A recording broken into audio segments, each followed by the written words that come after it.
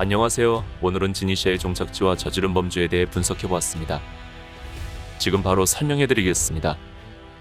일단 지니시아의 특징은 나이가 1000세 이상이며 높이 35km, 길이는 20km인 거대한 고대 코끼리로 하늘섬의 높이를 능가한다고 합니다.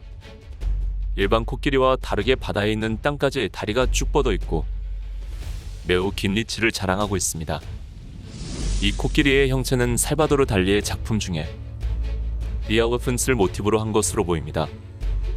원피스에 등장하는 모든 동물 중 가장 덩치가 크며 퀸마마 샹테오가 지니시아 앞에서는 그저 장난감일 정도로 보이고 고대병기 시라오시가 지배하는 해왕류보다 훨씬 거대한 것으로 보입니다. 그리고 지니시아의 등에 조우라는 섬이 있습니다. 이 조우라는 섬은 외부로부터 고립되어 천년을 살아온 역사를 가진 밍크족이 터를 잡고 있습니다. 그리고 지니시아는 하루에 2번 바닷물로 멱을 감는데 이를 분합이라고 부릅니다. 바닷물과 함께 생선들이 딸려오고 섬에 가뭄이 일어날 일이 없기 때문에 조에서는 은총의 비라고도 불리죠. 그리고 지니시아는 오랜 옛날에 큰 죄를 지은 것에 대한 벌로 오직 걷는 것만이 허락되어 있기 때문에 계속해서 어디를 향해 걸어가고 있습니다. 하지만 아직까지도 이 죄가 밝혀지지 않았습니다. 그리고 스스로의 의지로는 반격도 못하는 장면이 나오는데 제게 함대가 지니시아를 공격하고 지니시아는 모모노스케에게 명령을 내려달라면서 말하고 결국 모모노스케의 명령에 의해 제게 함대가 박살났습니다. 그 이후 모모노스케를 통해 800년 전 조이보이의 동요였음이 밝혀졌고 원피스 1043화에서 모모노스케한테 800년 전 들었던 해방의 드럼이 들린다며 조이보이가 돌아왔다고 말했습니다. 즉 이 복선은 루피가 각성해 태양의 신 니카로 변했을 때 지니시아는 조이보이로 인지를 해 조이보이는 800년 전 태양의 신 니카인 것으로 보입니다. 다시 지니시아의 분석으로 돌아와서 지니시아는 인도의 신 가네샤에서 영감을 받았을 거라고 생각이 듭니다. 가네샤라는 코끼리는 힌두교에서 신으로 추앙받습니다. 지니시아와 가네샤는 공통점이 있습니다. 바로 가네샤도 범죄를 저질러 시바 신의 영역에 들어오지 못하게 했습니다. 그리고 힌두교 신화의 브라하, 비슈누, 시바 이렇게 3명의 신이 있습니다. 이 신화를 보면서 제가 느낀 생각은 원피스 세계관의 고대병기 플루톤, 포세이돈, 우라노스랑 비슷하다고 생각이 들었습니다. 즉 시바 신을 화나게 한 가네샤를 모티브해서 우라노스를 화나게 한 지니시아로 만든 것 같습니다.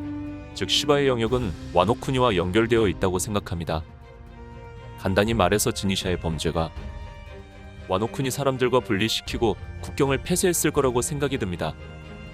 여기서 지니시아의 범죄 추측은 조이보이를 배신해 조이보이는 결국 죽게 되고 조이보이의 친부였던 우라노스는 이로 인해 800년 후 태어날 우라노스를 만날 때까지 지니시아를 계속 걸으라고 시킨 것으로 보입니다. 즉 시라오시처럼 몇 년에 한 번 태어날까 하는 고대병기처럼 모모노스케도 고대병기라고 생각합니다. 아까에서도 나왔듯이 지니시아는 모모노스케에게 명령을 내려달라면서 명령 없이는 공격을 못하는 것으로 보이고 그 시라오시와 루피만 들을 수 있는 목소리처럼 모모노스케와 루피만이 들을 수 있는 목소리와 대비돼 고대병기라는 확신이 들었습니다. 그리고 조의 밍크족들이 로드포네그리프를 짊어지는 책임을 졌었고 800년 전 세계정부와 고대왕국 사이에 전쟁이 발발해서 코즈키 일족은 역사를 기억하기 위해 포네그리프를 만들기 시작했고 각각 다른 장소에 배치한 것으로 보입니다. 즉 예전 우라노스였던 코즈키의 조상이 지니시아에게 너는 태양의 신 니카인 조이보이를 배신한 벌이라면서 로드포네그리프를 가지고 다음 우라노스를 만날 때까지 계속 걸으라고 시킨 것으로 보입니다.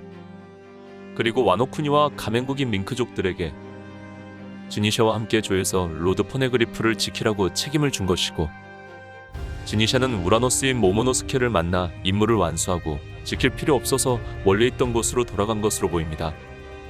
즉 최종 목적지는 와노쿠니일 가능성이 있으며 오뎅의 말 중에 와노쿠니를 개국하라는 말은 조우가 목적을 완수한 후 돌아올 수 있도록 와노쿠니의 국경을 개방하라는 의미일 수도 있습니다. 여기까지 지니시아의 목적지와 벌에 대해서 추측해보았습니다. 여러분은 지니시아의 목적지와 지니시아의 형벌, 지니시아는 무엇인가에 대해 생각해보신 적이 있나요? 그렇다면 댓글로 남겨주시면 감사하겠습니다.